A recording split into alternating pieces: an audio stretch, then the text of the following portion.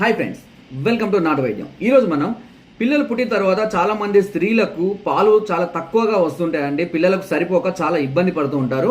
అలాంటి పాలు రాని స్త్రీలకు నేను చెప్పే ఈ చిట్కా అనేది చాలా అద్భుతంగా పనిచేస్తుందండి. దీనికి కావాల్సిందల్లా మేడి చూర్ణము, అశ్వగంధ చూర్ణము, అదేవిధంగా నేల తాడి చూర్ణము లేదా నేల గుమ్మడి చూర్ణం అయినా పర్వాలేదు. దీంతో పాటు జీడిపప్పు, జాపత్రి వీటన్నిటినీ పాలలో వేసి బాగా మరగనివ్వండి. మరిగిన తర్వాత వడబోసుకొని ఆ పాలు కనుక ఉదయం రాత్రి ఆ స్త్రీ తాగుతూ ఉంటే పాలు అనేది చాలా ఎక్కువగా వృద్ధి చెందడం జరుగుతుంది.